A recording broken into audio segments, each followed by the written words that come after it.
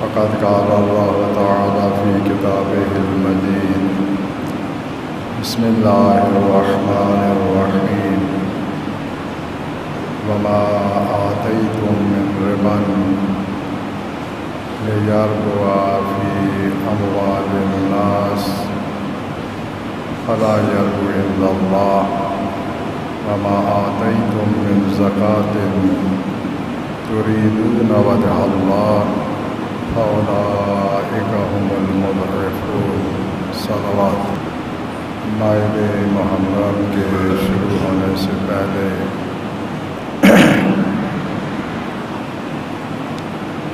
گناہان کبیرہ کے سلسلہ میں منع زکوٰۃ کے موضوع پر گفتگو ہو رہی تھی اور یہ موضوع تقریباً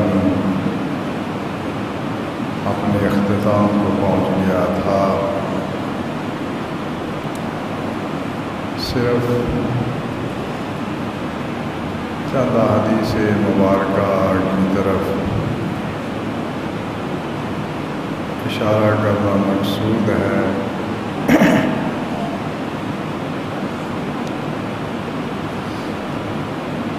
جن حدیث مبارکہ میں اس بات کی وضاحت کی گئی ہے کہ زکوٰۃ دینا یا اللہ کی راہ میں خرچ کرنا یہ کوئی ایسے کام نہیں ہے جن سے انسان کی دولت اور مال میں کمی آتی ہو. آیہ مجیدہ جو سورہ مبارکہ الروم 39 نمبر آیا ہے اس میں خداوند متعال نے سرات سے ارشاد فرمایا کہ جو تم سود دیتے ہو تاکہ لوگوں کے مالوں میں اضافہ ہو سکے فلا یربو الا اللہ اللہ کے نزدیک اس سے کوئی اضافہ نہیں ہوتا. وما آتیتم من زکاۃ تریدون وجہ اللہ فاولئک هم المضعفون اور جو تم زکوٰۃ ادا کرتے ہو اور اس زکوٰۃ ادا کرنے سے آپ کا ارادہ اللہ کی خوشنودی ہو تو یہی وہ لوگ ہیں جو اپنے مالوں کو دگنا کرتے ہیں. بس زکوٰۃ دینے سے بظاہر انسان کو محسوس ہوتا ہے کہ اس کے مال میں کمی ہوئی ہے لیکن بے نیاز خالق مالک یہ فرماتا ہے جو اللہ کی خوشنودی کے لیے ایسا کام کرتے ہیں ان کے مالوں میں اضافہ کر دیا جاتا ہے. ہم مادی جہان میں رہتے ہیں اور ظاہر بین ہے یعنی جو کچھ ہمیں نظر آتا ہے ہمارا انحصار اسی مرئی تک ہوتا ہے جو دیکھا ہے.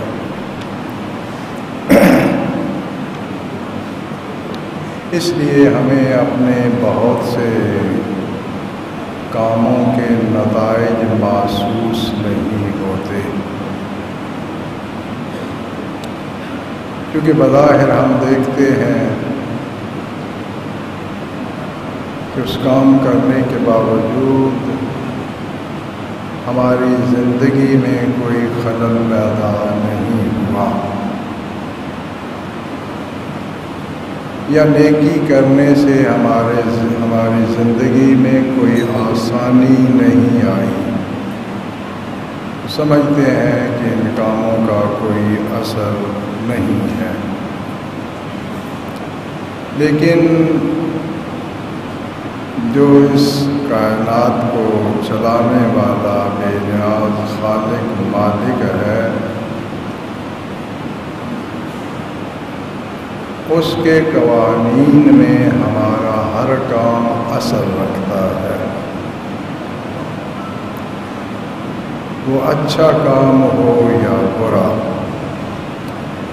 اور وہ اثر ہماری زندگی میں ظاہر ہوتا ہے۔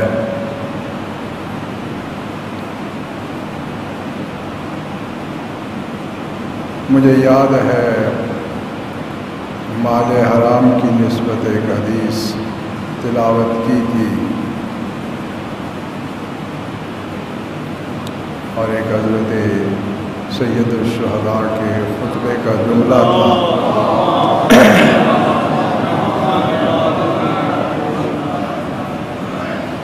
جو آپ نے شامیوں کے لشکر سے فرمایا تھا کہ میں آپ کو حق کی تبلیغ کر رہا ہوں، آپ پہ اثر نہیں ہو رہا، اس لیے کہ آپ کے پیٹ حرام سے بھرے ہوئے ہیں۔ یعنی جب پیٹ حرام سے بھرا ہوتا ہے تو معصوم امام بھی حق کی تبلیغ کرے تو انسان پر اثر نہیں کرتی۔ تو یہ کیا صرف شامیوں کے لیے تھا؟ یعنی پاکستان کے لوگوں کے لیے یہ اثر نہیں ہے، یورپ کے لوگوں کے لیے یہ اثر نہیں ہے، یہ اثر ایک حقیقت ہے جسے خدا کا منصوص نمائندہ واضح بیان فرما رہا ہے۔ اور وہیں ایک جملہ عرض کیا تھا کہ کسب الحرام یبین فی الذریہ۔ کچھ حضرات نے ابانہ سے اس کو لیا اور معنی کیا کہ حرام کمائی اولاد میں لڑائی جھگڑا لاتی ہے، جدائی لاتی ہے، اور کچھ نے اس کا ترجمہ کیا واضح ہونا، کہ حرام کی کمائی کا اثر اولاد میں واضح ہوتا ہے۔ بس اثر ہے ہمارے کاموں کے، لیکن ہماری توجہ ان اثرات کی طرف نہیں ہوتی۔ ہم بیلنس بناتے ہیں، پیسے کو سنبھال کے رکھتے ہیں، جوانی ڈھلتے ہی کچھ زیادہ احتیاط کرتے ہیں کہ زندگی کے آخری حصے میں اس سے فائدہ اٹھایا جا سکے۔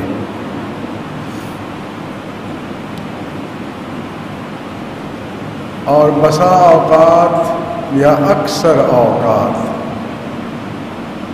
اولاد جب جوان ہوتی ہے تو اس پیسے کو مٹی کی طرح ہوا میں اڑا دیتی ہے، اور وہ ہمارا سارا منصوبہ وہیں کا وہیں رہ جاتا ہے۔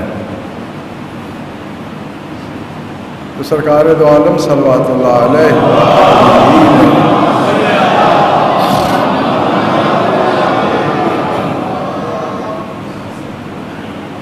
رزق کے اضافے کے لیے جہاں دعائیں، بہت سے کام، احادیث مبارکہ میں یہ خود ایک موضوع ہے مستقل کہ انسان کے کون سے کام ہیں جن کا اثر یہ ہوتا ہے کہ اس کے رزق میں کمی آئے، اور کون سے کام ہیں جن کا اثر یہ ہوتا ہے کہ انسان کے رزق میں اضافہ ہوتا ہے۔ پھر دعائیں ہیں، نمازیں ہیں، بہت سے ذرائع اور اسباب رزق کے اضافے کے لیے احادیث مبارکہ میں بیان کیے گئے ہیں۔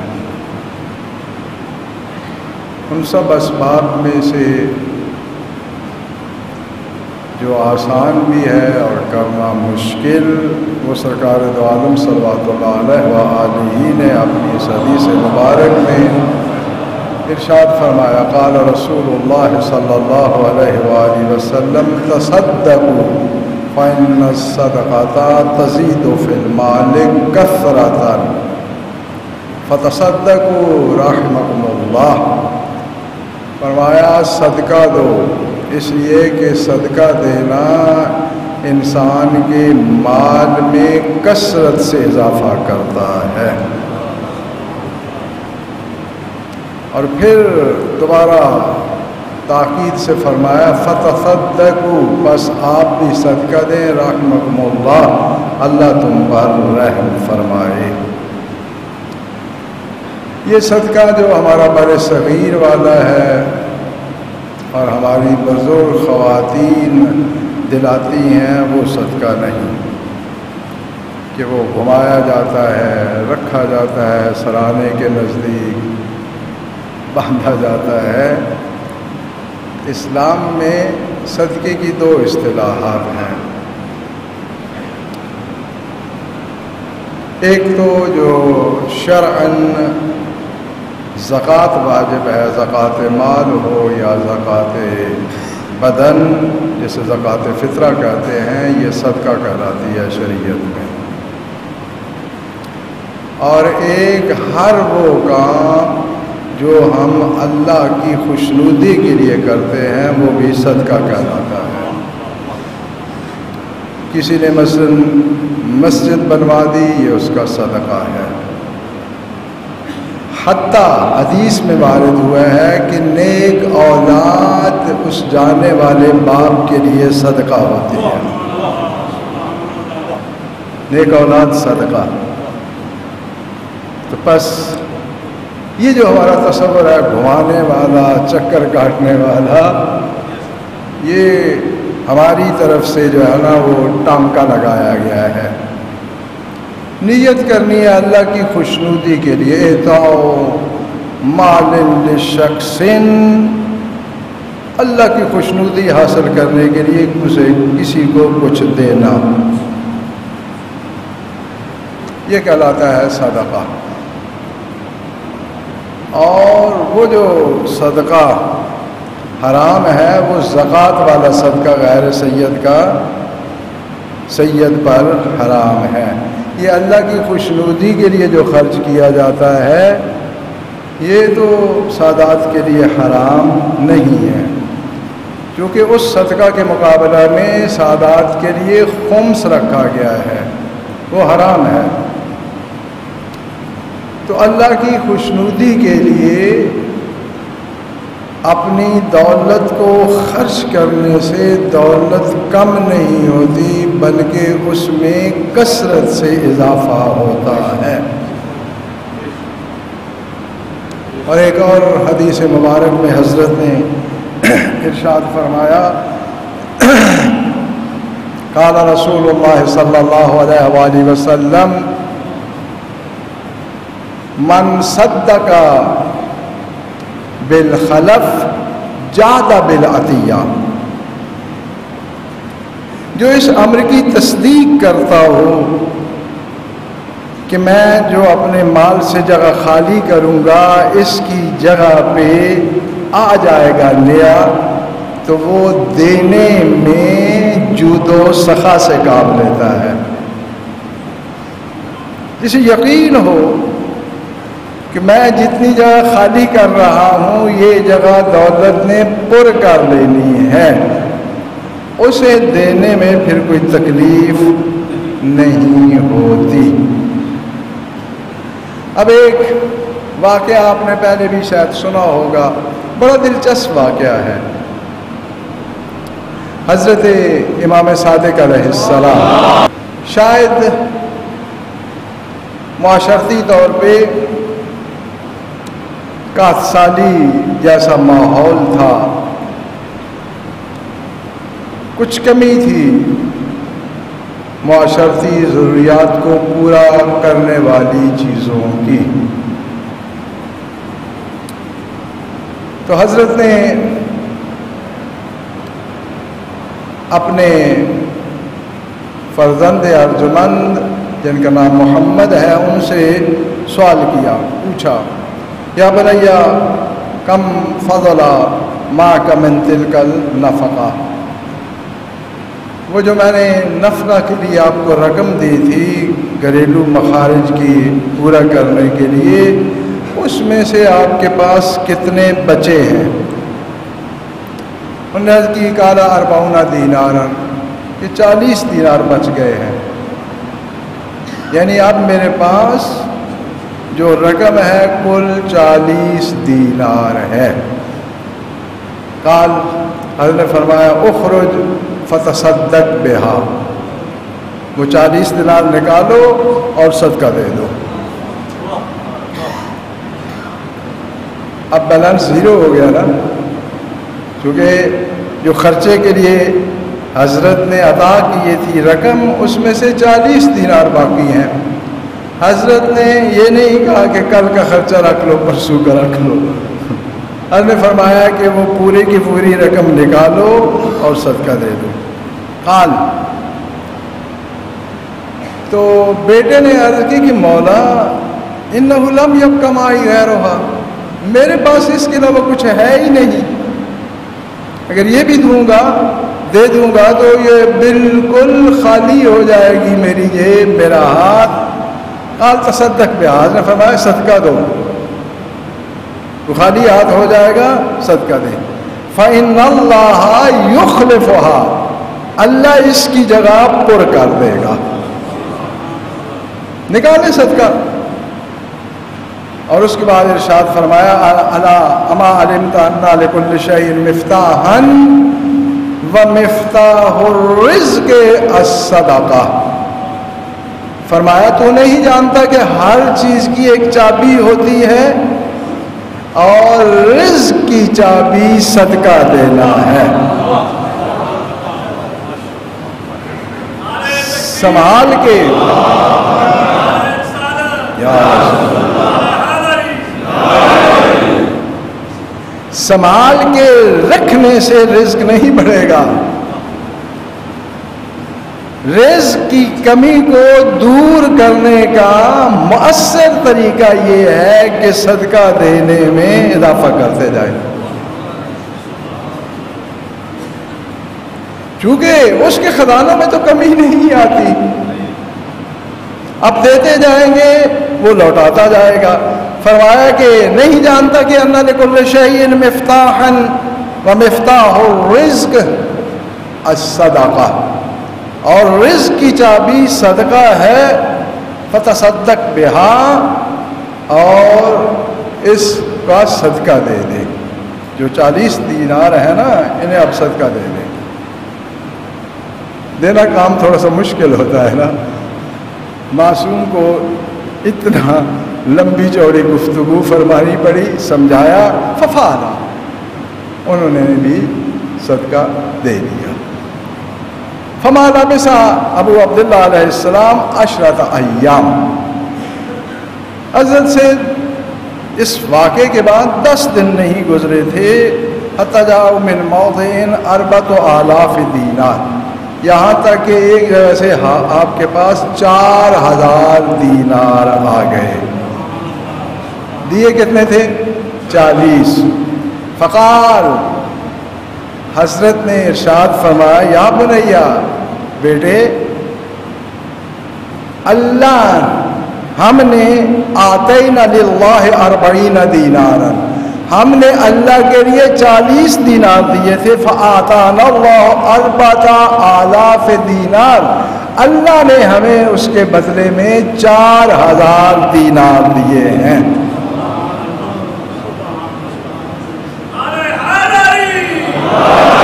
بس ایک بڑا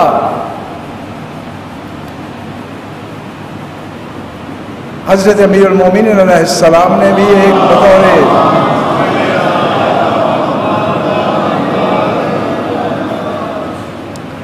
بطور ایک قاعدہ اور مشکل کا حل حضرت نے نہج البلاغہ میں موجود ہے، حضرت نے ارشاد فرمایا انہ قال اذا املکتم فتاجروا اللہ بالصدقہ، اذا املکتم فتاجروا اللہ بالصدقہ۔ حضرت نے ارشاد فرمایا کہ جب تم نادار ہو جاؤ نا، دیکھو کہ اب حالات بڑے کشیدہ ہو گئے ہیں، ناقابل برداشت ہو گئے ہیں، تو اس وقت اللہ سے صدقہ کے ساتھ تجارت کرو، اللہ کے ساتھ صدقہ دینے سے تجارت کرو۔ ہمارا کیا ہوتا ہے، جب پیسے کم ہوتے ہیں تو ہم پھر ہاتھ کو تھوڑا سا بند کرنا شروع کر دیتے ہیں۔ او بھائی یہی تو ہاتھ کھولنے کا وقت ہے، اگر ہاتھ نہیں کھولو گے تو یہ جو بچا کھچا ہے یہ جلدی ختم ہو جائے گا۔ اب کھولو اور اسے کثرت میں تبدیل کر لو، 40 کے 4000 دینار۔ اور یہ بھی بڑی دفعہ کہہ چکا ہوں، اللہ کے لیے دینے میں کبھی شرم نہ کریں کہ یار یہ تھوڑے پیسے ہیں، اتنا بڑا کام ہے، میں اگر 100 روپیہ پکڑا دوں گا تو کیا بنے گا؟ بھائی جس کو دینا ہے نا اسے پتہ ہے کہ آپ کے حالات کیسے ہیں۔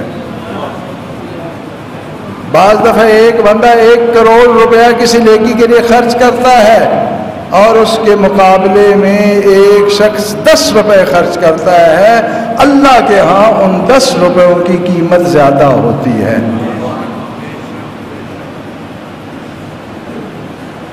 ایک غریب شخص جس کی محدود سی آمدن ہے وہ 50 یا 100 روپیہ خرچ کرتا ہے، اور ایک دولت مند شخص جس کی کروڑوں اربوں میں آمدن ہے وہ لاکھ روپیہ خرچ کرتا ہے، اللہ کے نزدیک اسے بھی اجر ملے گا، یہ نہیں ہے کہ اسے اجر نہیں ملنا، لیکن اہمیت اس 10 روپے کی زیادہ ہے۔ جو اپنی مجبوریوں کو جواب دے کر 10 روپے 100 روپے کسی نیکی پر خرچ کر رہا ہے۔ لہذا حضرت نے فرمایا قال رسول اللہ صلی اللہ علیہ وسلم اتقوا النار ولو بشق تمرۃ، جہنم سے بچو ولو کھجور کا ایک ٹکڑا دینا ہو۔ کھجور کا ایک ٹکڑا دے سکتے ہیں نا، پوری کھجور نہیں دے سکتے، وہ ایک کھجور کا ٹکڑا دے، اللہ کی خوشنودی کے لیے دیں گے تو یہ بھی جہنم سے بچا سکتی ہے۔ وَاسْتَظِلُّ الرِّزْقَ بِالصَّدَقَةِ، اور رزق کا نزول چاہتے ہو تو صدقہ کے ذریعے سے رزق کو اپنے گھر میں نازل کریں۔ ادفعوا البلاء بالدعاء، اور آزمائش اور بلا و ابتلا کو دعا سے دور کریں۔ کسی اور ذریعہ سے دور ہوگی یا نہیں ہوگی، اس کی بارگاہ میں گر گرائیں، اس کی بارگاہ میں اپنی عاجزی اور محتاجی کا اظہار کریں تو وہ اپنے فضل و کرم سے وہ سب کچھ ختم کر دے گا۔ وما نقص مال من صدقۃ، صدقہ دینے سے مال کم نہیں ہوتا۔ یہ میرے الفاظ نہیں ہیں، یہ ہیں سرکار دو عالم کے الفاظ کہ صدقہ دینے سے مال کم نہیں ہوتا۔ اور ایک چیز ذہن میں رکھنا، یہ ہے تھوڑی سی تلخ، برداشت فرما لیں، کوئی مسئلہ نہیں ہے، آپ اپنی لائن پہ چلتے رہیں، لیکن جو حقیقت ہے وہ سن لیں۔ اس کے بعد فرمایا بلا صدقۃ وذو رحم محتاج، اللہ کے ہاں صدقہ شمار ہی نہیں ہوتا جب انسان کا رشتہ دار ضرورت مند ہو۔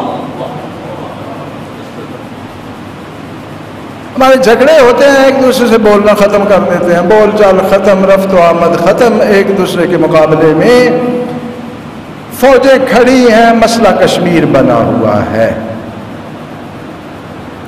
تو اب کیے جا رہے ہیں اللہ کی راہ میں خرچ، او بھائی اگر بھائی بہن والدین ضرورت مند ہیں تو باہر جو دے رہے ہو اللہ کے ہاں وہ صدقہ شمار ہی نہیں ہوتا. زیادہ چودھری ہو ڈنڈے والے ہو اللہ سے منوا لو گے، اس کا قانون ہے. آپ کے جھگڑے آپ کے اختلافات آپ کو نصیب ہوں، لیکن جس نے آپ کے اعمال پر میرے اعمال پر جزا دینی ہے اس کا برحق نمائندہ یہ فرما رہا ہے کہ جب رشتہ دار محتاج ہو تو پھر صدقہ نہیں ہوتا، جو کچھ کرنا ہے اسی پہ خرچ کرنا ہے تو اللہ نے خوش ہونا ہے، پھر اللہ کی رضایت ملے گی. باقی آپ کا فیصلہ ہے. کیا مسئلہ ہے؟ کوئی فرق نہیں پڑتا. لوگ تو اللہ نے کہتے ہیں جی شریعت یہ کہتی ہے ہم تو پاکستان کے قانون کو مانتے ہیں. بسم اللہ مانیں. قیامت والے دن بھی پاکستان کے حاکموں کو بلانا کہ اللہ کی عدالت سے آپ کو برات دے دیں گے. تو یہ نہیں کہہ رہا کہ بھائی اپنی ضروریات چھوڑ دے. نہیں، یہ بالکل غلط ہے. اسلام ہرگز یہ نہیں چاہتا کہ انسان جو ہے وہ اپنی ضروریات کو چھوڑ دے اور دوسروں کو اہمیت دے. ہاں ضروریات کو کنٹرول تو کر سکتا ہے. آپ ایک مہینے میں جو خرچ کرتے ہیں، ایک دن کا جو خرچہ بنتا ہے وہ ایک دن خرچہ اللہ کی راہ میں دے سکتے ہیں. ایک دن کا خرچہ کم ہو جائے گا اس سے آپ کے سسٹم کو کوئی فرق نہیں پڑے گا. وہ ایک دن کی کمی 29 دنوں پہ تقسیم ہو جائے گی اور اس طرح آپ کے رزق کی فراہمی کا سبب بھی متحقق ہو جائے گا. اور ضروری نہیں ہے کہ آپ بڑی بڑی چیزیں دیں. یہ کس نے کہا ہے کہ آپ F-16 خرید کے دیں، الخالد ٹینک خرید کے دیں؟ 150 روپے اس زمانے میں کون سی اہمیت والا کام ہے؟ کون سی اہمیت والا کام ہے؟ کسی بھی 150 روپے سے آگے کسی کا کچھ نہیں بنتا جس کو آپ دیں گے. تو بھائی یہ 150 گھر میں ایک جگہ پہ اکٹھے کرتے جائیں، جب ایک معقول رقم بن جائے 500 1000 2000 پھر وہ مستحق کو دے دیں. 150 کو اکٹھا کر کے 1000 بنایا جا سکتا ہے، 2000 بنایا جا سکتے ہیں. تو اس طرح جب ہمت کریں گے تو پھر اللہ پاک کامیابی دیتا ہے. اور اس میں اپنا بھلا ہے، اللہ پہ احسان نہیں ہے الیاذ باللہ. اور اپنے بچوں کی تربیت میں یہ دینے والا عنصر شامل کریں. بچوں کو صرف یہی نہ سکھایا جائے کہ لینا ہوتا ہے، دینے کا کام بھی بچوں سے کروانا چاہیے. حدیث ہے کہ جب اللہ کی راہ میں آپ خرچ کرتے ہیں تو کوشش کریں کہ وہ رقم یا وہ چیزیں اپنے بچوں کے ذریعے سے پہنچائیں تاکہ انہیں پتہ چلے کہ زندگی کی دوسری ضروریات کے ساتھ ساتھ ان مواقع پہ بھی خرچ کرنا یہ زندگی کی ضرورت ہے. بارگاہ رب العزت میں مصرانہ دعا ہے کہ بحق